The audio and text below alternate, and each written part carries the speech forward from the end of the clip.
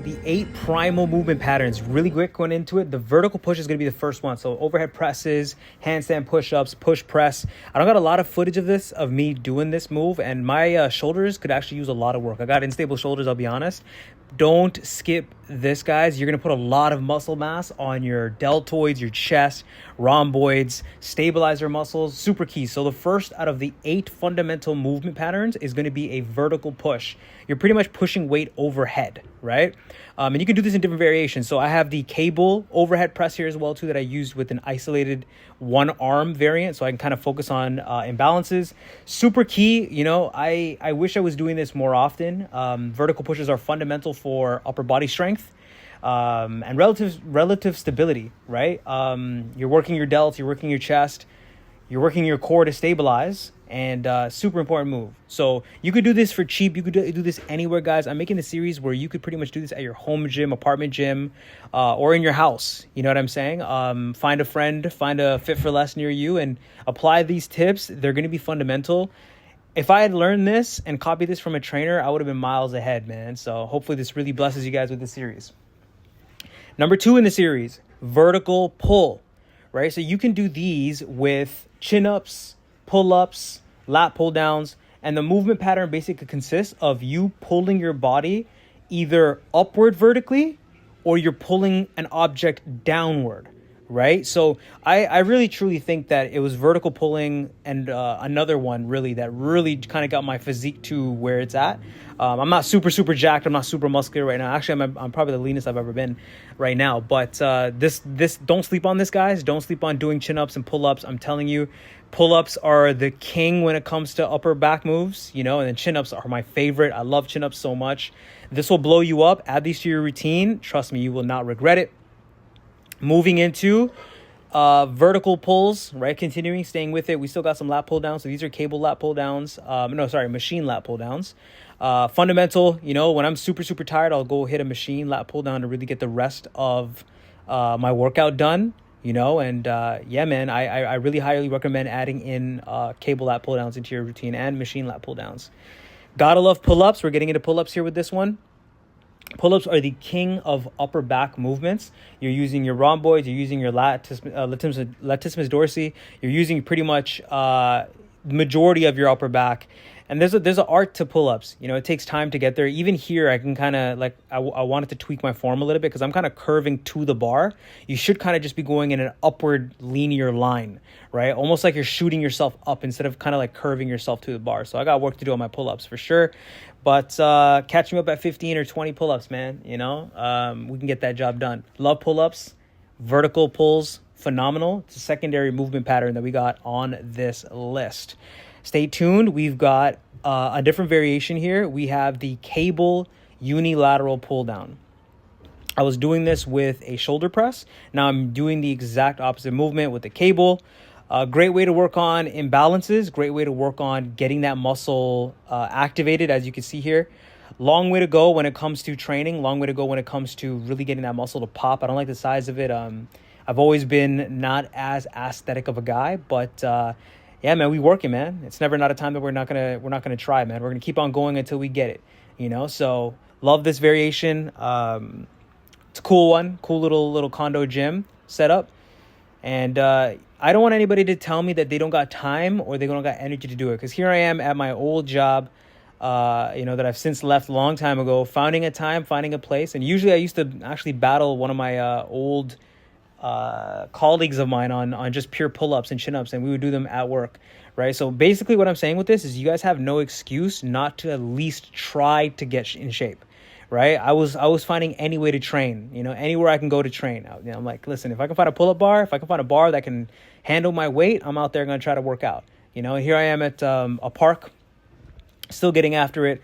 So chin-ups, fundamental movement, man. You're working a lot of your arms. You know, if you can't do pull-ups, I definitely recommend trying to go chin-ups first. You know, you're using a 50% arm, 50% back bias versus your pull-ups, which you're actually using more of your shoulders and you're using more of your back.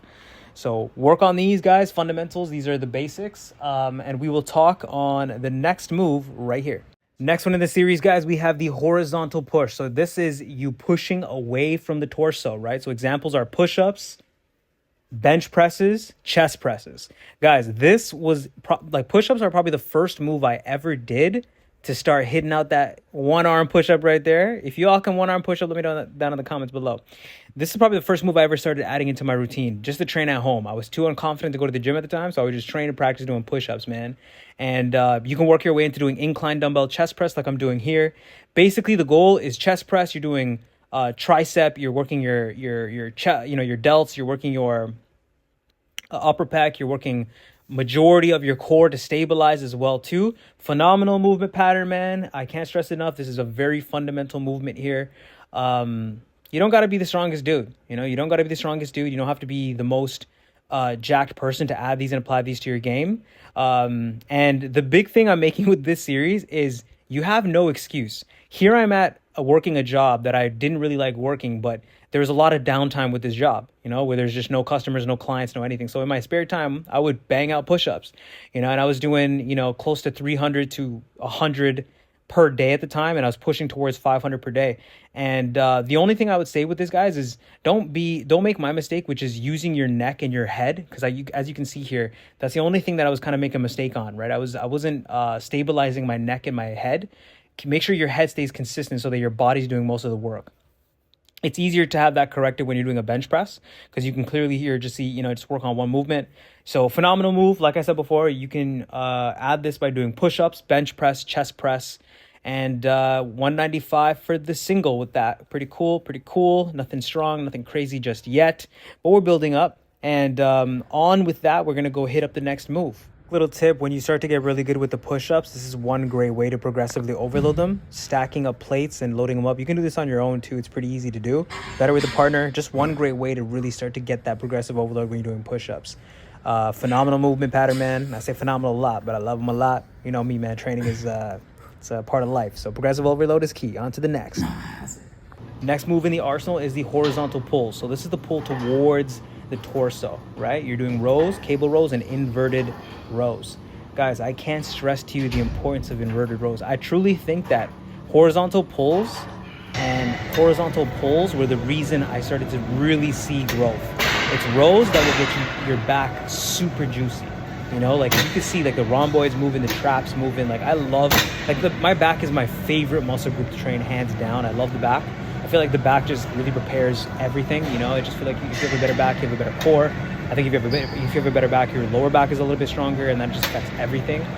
So back, core, and believe it or not, legs are one of my favorite areas to train to, even though they're not the best for me. So you can do these with cable rows. You can do them with machine rows, as you saw before. Main thing you want to do is just stabilize.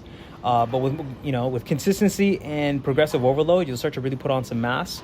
And like I said, you're using pretty much majority of your upper back. You're using your rhomboids. You're using a lot of your erectus spinae as well too. And then of course, you could also work on underhand barbell rows. It's another one of my favorite moves to do here. Of course, my form could always be better. I'm a very big critic on my form, and it could always be improved. And we're going to move into the next one. So we've got squat dominant movement. So knee dominant movement patterns. These are specifically going to focus on lowering and raising your body using your knee or your quadriceps, right? Any movements that can be applied here, squats, lunges, split squats can also be applied, Bulgarians. Very, very fundamental movement pattern. I really wish I started squatting when I was younger. All of these moves I really started taking seriously, guys. And I know this is going to sound really bad, but 26. Around 26 is when I started to really, really take these moves seriously. So that's why I'm making this series now. Because the younger version of me, man, if you're like me, if you were like 16, 17 and you don't know what to do in the gym, this series right here is going to save you. I'm telling you. If you just focus on these moves and you just progressively overload these, you're going to get juicy. You're going to get dense, major pause. But that's the whole point of why we train, right? We're trying to get muscular. We're trying to get strong, right? We're trying to get shredded, right? And to get to that point where you're just athletic, you're just shredded all around, you have to be at a low percentage of a body fat, and you got to incorporate compound movements like these. So squat dominant movement, knee dominant, right? You're lowering down, you're bringing yourself back up. Main thing you want to think about is you're bracing the core. You're not craning your neck. Your knee stays relatively in the same place, right? So the knee track stays in the right place. And you know, like I said, take it slow, right? So this is me finally getting comfortable with squatting. I start, you know, put 225 or 225 plus, yeah, so 235. Not big numbers, I'll be honest. Not something I should really be bragging about, but nonetheless, this is more of an instructional video. And guys, this is a cheap series. You can do this anywhere. Moving into the next one, hinge hip dominant movement patterns, right? So you're bending through the hips. It's a posterior chain movement. Deadlifts, RDLs, and hip thrusts are key for this. Let's do the counter. 1, 2, 3, 4, 5, 6, 7. Guys, put this up to a 1.5 speed.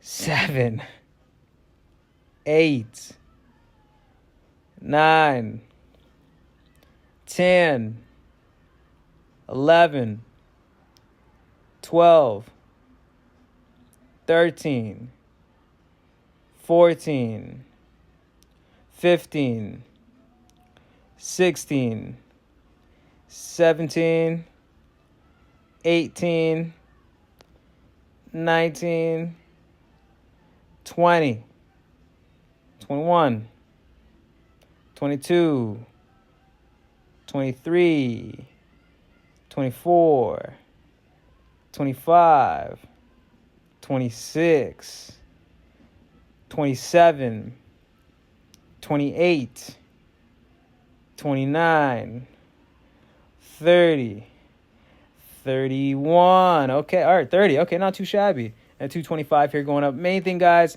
So that was a challenge, guys. 30 reps at 135. If you can do that, comment in the section down below. Comment in the comment section and let me know. I will give you a virtual high five. All right, 225 going up. Main thing, guys, you want to think about is you're bending through the hips. You're using your posterior chain. The big thing here, guys, I'll be honest with you, is my form has never been the best when it comes to deadlifting, and I have to work on it. So find a coach, find someone you trust to kind of analyze your form. Don't hurt your lower back, right? And don't crane your back as well, too. Be comfortable, being calm, not ego lifting, and just starting where you are, going with the lighter weight. And then as time goes on, man, if you want to progress with the weight, of course, progress. But don't rush the progress. So hopefully my smaller numbers are going to kind of give you guys motivation to go into the gym and not worry about, you know, doing reps and numbers that are kind of embarrassing for some people, right? Go in there and lift what you can, man. Lift what you can and build, right? And then test the body out. Phenomenal, you know, phenomenal movement pattern. You could do these with barbells, you know, deadlifting with barbells. You could also do them with one of my favorites are hex bars, right? So trap bars, you know, phenomenal to do it, train and have a little bit more stability. The main thing you want to think about is just make sure that you're not craning your body over and your core is nice and tight. You know, and I'm going to show you guys here in this next clip. We've got the trap bar. Shout out to Seneca for the cool campus gym that they got going on over there.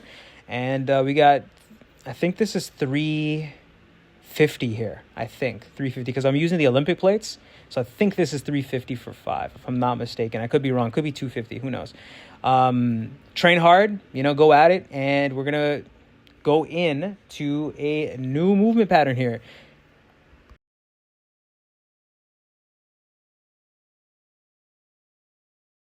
Little slip up there. Sorry. This was the hex bar. And this is the Seneca campus. My apologies there. Love the trap bar. If you guys are not comfortable using a deadlifting bar, like a regular barbell to kind of train up, man, just start with the hex bar. You know, I used to own one. I used to have one in my house before I gave one away. Loved having it. Love a hex bar. We'll own one again. So there it is. It's the 8 movement patterns that you guys can implement. I'm going to repeat them one more time for you guys. So it's vertical push, vertical pull, horizontal push, horizontal pull. Squat dominant knee dominant movement, a hinge hip dominant movement, a core locomotion movement, and then of course rotation and core stability. If you guys found a lot of value in this and guys like this series, this is series 1. I'll be implementing a better series very soon, so stay tuned for that on the part 2. For now, we're just going to keep it simple with this. Like, comment, subscribe. This is just me using a lot of the footage that I have on my phone. There's going to be a lot greater footage coming up. Be blessed.